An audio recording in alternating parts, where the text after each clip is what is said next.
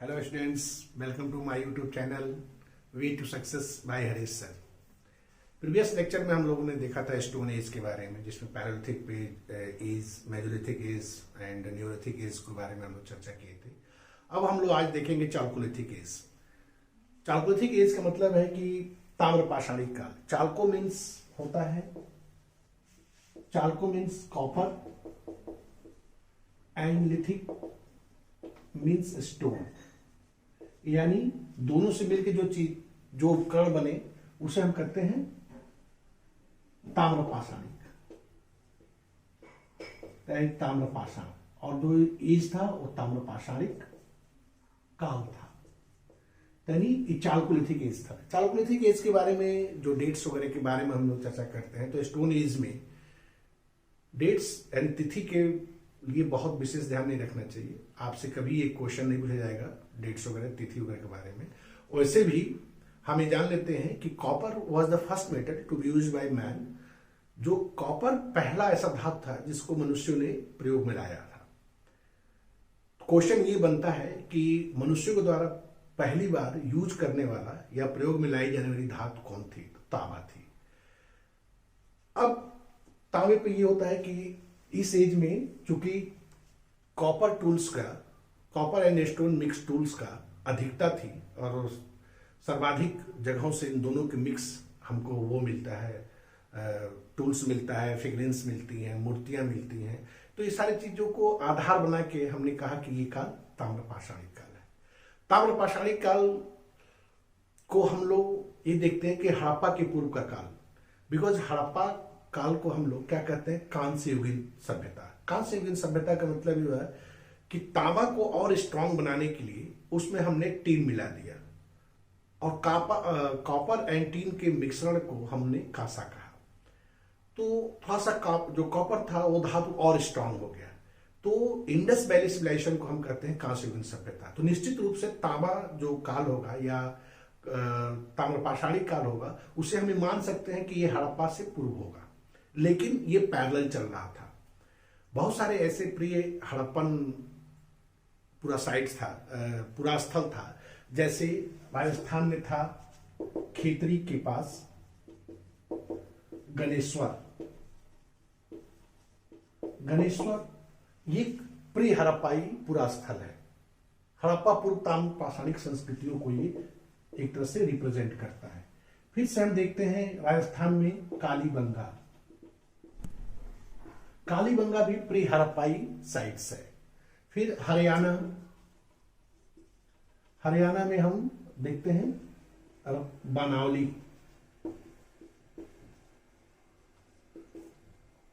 तो ये पूरा स्थल जो प्री हड़प्पन पूरा स्थल है, इसको कहने का मतलब ये है कि यहां से कहीं ना कहीं तांबे का हमें वस्तुओं का साक्ष्य मिला है, एविडेंसेस मिले हैं।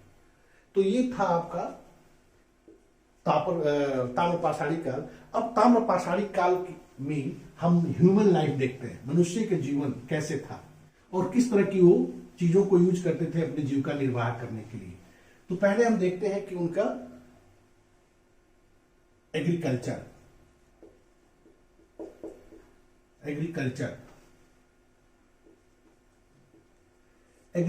में वो बेसिकली जो प्रोड्यूस करते थे उसमें था व्हीट एंड राइस। ये स्टेपल फूड के रूप में वो प्रोड्यूस करते थे, लेकिन साथ ही साथ वो जो पल्सेस थे यानी जो दालें थी उसमें वो लेंटिल यानी मसूर का दाल, ग्रीन ग्राम, हरी चना एंड ब्लैक ग्राम काली चना, ये दाल के रूप में भी वो बड़ी मात्रा में प्रोड्यूस कर रहे थे। नेक्स्ट ये देखते हैं कि जो ताम्रपाषाणिक पूरा स्थल का जो विस्तार था वो राजस्थान से लेकर और महाराष्ट्र की मालवा दयामाबाद तक विस्तारित था। तो ये क्षेत्र वाइज भी प्रोडक्शन होता था, जिसमें हम देखते हैं कि जो ईस्टर्न रीजन पीपल थे यानी जो पूर्वी क्षेत्र के लोग थे, उनका जो जीवन चलता था वो चलता था चावल और मछली के आधार पर। यानी सबसे अधिक मात्रा में जो भोजन के रूप में या स्टेपल फूड के रूप में यूज करते थे वो चावल और मछली यूज करते थे। दूसरी चीज देखते हैं कि डोमेस्टिकेशन या एनिमल हस्बेंड्री।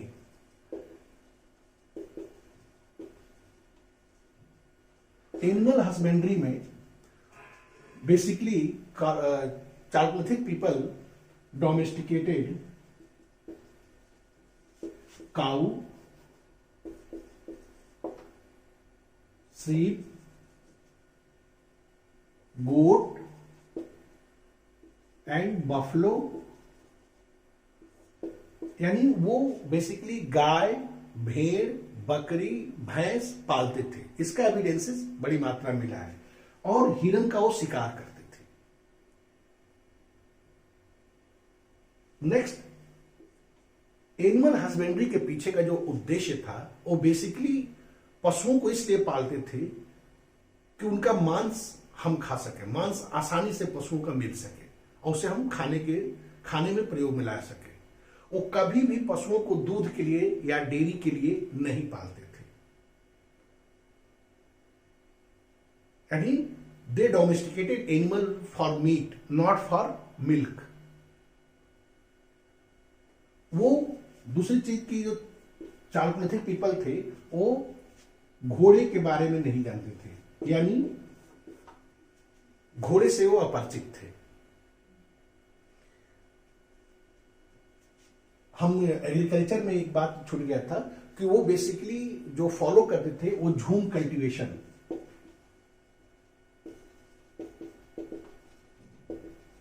यानी उनकी जो लाइफ थी उसमें एग्रीकल्चर, एनिमल हस्बेंड्री, जो पॉटरी यूज करते थे यानी जो मृदभांड यूज करते थे,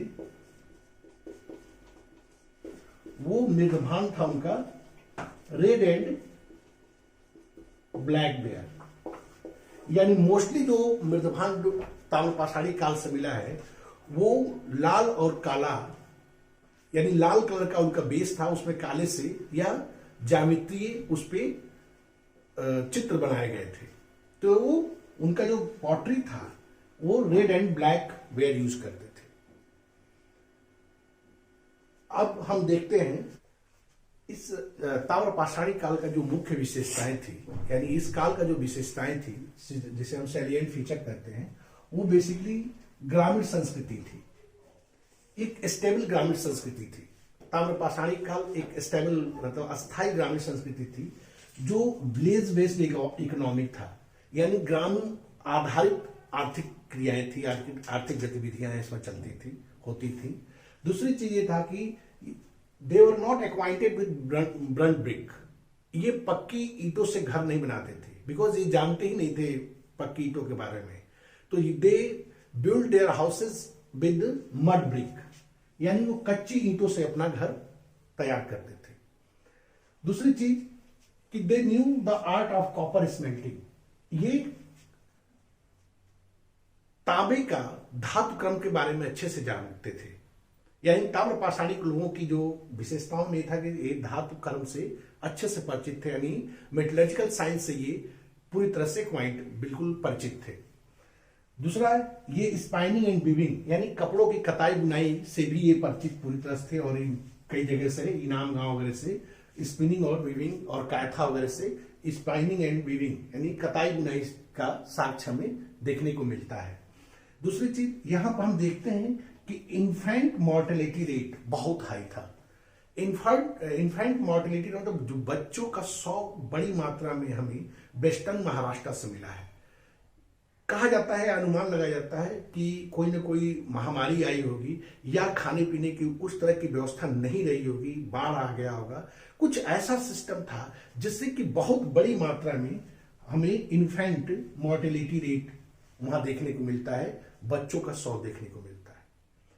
फिर से हम देखते हैं कि यहां आते आते यानी ताम्रपाषाणी काल तक आते आते हम देखते हैं कि सामाजिक असमानताएं दिखने को मिलता है, यानी सोशल स्ट्रेटिफिकेशन की प्रारंभ हमें चालकोलिथिक पीरियड में परिलक्षित होने लगता है। सामाजिक, क्योंकि जो लोग रहते थे, कुछ घर हमें ऐसा मिला है जो रेक्टेंगुलर है, आयताकार घर है, और कुछ घर हमें ऐसा मिला है जो राउंड हट है, गोलाकार, गोल गोल या सर्कुलर पिट ड्वेलिंग टाइप का, एक झोपड़ियों का बना हुआ है, झोपड़ी का है आवास।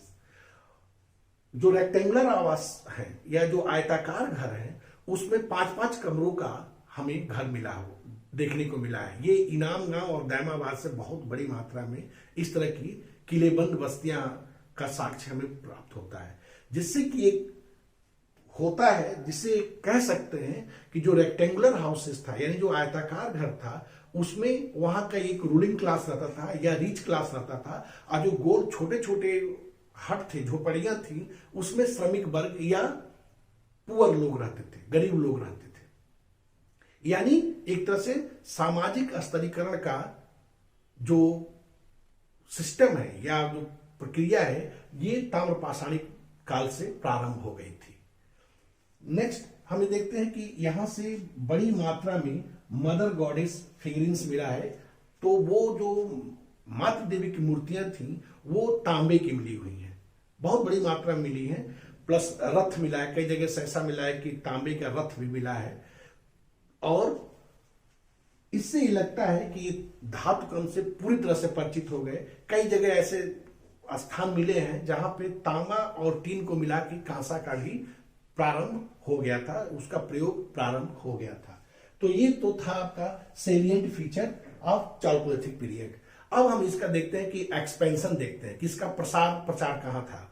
ताम्रपाषाणिक काल की जो पुरास्थल मिले हैं, तो ताम्रपाषाणिक काल को कई संस्कृतियों में डिवाइड किया गया है। एक है आहार कल्चर, जैसे बनास वैली में है।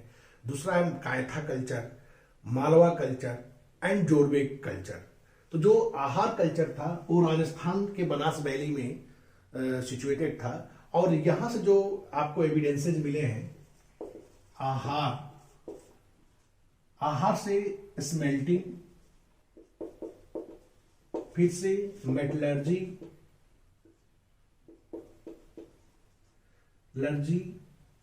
एंड स्टोन हाउसेज, इन सब चीजों का काफी मात्रा में एविडेंसेज आपको यहां पर मिला है। यहां पर जो घर बनाया गया था वो पाषाण से बनाया गया था, ये पत्थरों से बनाया गया हुआ था। फिर से आहार को हम, चूंकि यहां बहुत बड़ी मात्रा में तांबा हमें मिला है खेतरी खदान से, तो इसे आहार को हम तांबवती भी कहते हैं, तांबवती भी कहते हैं। यानी आहार का प्राचीन नाम तांबवती है। आहार कल्चर एक गणेश्वर स्थान है, ये सारे आहार कल्चर के में आते हैं। और उसके बाद हम देखते हैं एक था मालवा कल्चर। तो मालवा कल्चर का जो साइट्स थी, एरन, नागदा, ये सब चीजें आपके मालवा कल्चर में आता था। मालवा कल्चर से भी बड़ी मात्रा में आपको ये आवास और कॉपर के टूल्स वगैरह मिला है। दूसरा आहार कल्चर के बाद हम देखते हैं कायथा कल्चर। कायथा कल्चर का जो साइट था ये था कायथा, नौदा टोली, ये सब चीजें आपका कायथा कल्चर में था, जहां से फोर्टिफाइड हाउसेज मिला है, फोर्टिफाइड हाउसेज यानी किलाबंद घर। दूसरा यहां पर 29 कॉपर बैंगल्स मिले हैं, 2 यूनिक एक्सेस यानी 2 एक अद्वितीय प्रकार की कुल्हाड़ी, 29 यहां से 29 आपकी काली चूड़ियां मिली हैं, बैंगल्स मिले हैं जो तांबे की थी। फिर से फोर्टिफाइड हाउसेस था। और जो यहाँ के लोग जो पॉटरी यूज करते थे, ऑलरेडी मैं आपसे बात कर चुका हूं कि जो ह्यूमन लाइफ था कि यहाँ की पॉटरी थी वो रेड बेयर थी, red and black ware pottery use करते थे। ये सारी चीजें कायथा नावदा टोली की इंपॉर्टेंस थी। अब हम नेक्स्ट जो देखते हैं वो था जोरवे कल्चर। जोरवे, नेवासा, दायमाबाद, इनाम गांव, ये जो था यहां से आपको बड़ी मात्रा में देखते हैं जोरवे कल्चर से। तो बड़ी मात्रा में हाउसेज, जो रेक्टेंगुलर हाउसेज, फिर से रेक्टेंगुलर हाउसेज के साइड में देखते हैं तो आपको राउंड हट्स यानी गोलाकार वृत्ताकार झोपड़ियां मिली हैं। ये सब आपको जोरवे या नेवासा और दायमाबाद से मिला है। इनाम गांव से बड़ी मात्रा में देखते हैं क्या कि आपको इन्फेंट जो मॉर्टेलिटी को जो हमें देखने को मिलता है कि जो बच्चों के शव बहुत बड़ी मात्रा मिला है वो वेस्टर्न महाराष्ट्र से मिला है और यही नेवासा और दायमाबाद के आसपास से मिला है। दूसरा चीज हम देखते हैं इनाम गांव में आपको कि जो सोशल इनइक्वलिटीज आपको मिलता है, यानी सोशल स्ट्रेटिफिकेशन का जो साक्ष्य मिलता है। इनाम गांव में एक ऐसा आवासित पूरा साइट खोजा एक्सकवेट किया गया है जहां से बीच में बड़े बड़े घर हैं, जो 4 कमरों का घर है, 5 कमरों का घर है, उसके बगल बगल में हम देखते हैं कि राउंड हट्स, छोटे छोटे झोपड़ियां बनाई गई है। ये मान लिया गया है कि जो बड़े बड़े घर हैं उसमें रूलिंग क्लास रहती थी और जो साइड में छोटे छोटे झोपड़ियां हैं वो श्रमिक क्लास की थी। तो इस तरह एक सोशल स्ट्रेटिफिकेशन का जो एविडेंस मिल रहा है वो आपको जोरवे कल्चर से मिल रहा है। फिर से हम देखते हैं कि जो डेड बॉडी का डिस्पोजल था वो नॉर्थ साउथ में था। जो मृतक का दाह संस्कार किया जाता था उसे नॉर्थ साउथ में हम दफन करते थे, नॉर्थ साउथ डायरेक्शन में। यहां से एक अस्थि कलश भी मिला है, जैसे डेड बॉडी को लेते थे और उसको हम ऑर्न में या कलश में प्लेस करके और उसको हम दफना देते थे नॉर्थ साउथ डायरेक्शन में। तो ये था आपका पूरी तरह से ताम्र पाषाणिक काल, जहां जिसका प्रसार आप देख सकते हैं राजस्थान से लेकर और महाराष्ट्र तक था। और इसके साथ आप ताम्र पाषाणिक काल के साथ ही देखते हैं कि आगे जो नेक्स्ट हमारा चलता है कि तांबे में ही कांसा मिला के टीन मिला के कांसा तैयार किया जाता है, जिसका जो डेवलपमेंट हम इंडस वैली सिविलाइजेशन में देखेंगे। Okay, thank you. अगर आपको वीडियो पसंद आया हो तो लाइक करिएगा, सब्सक्राइब करिएगा, जिससे कि हम मोटिवेट होते रहें और अच्छे से अच्छा वीडियो बना के आपको देते रहें।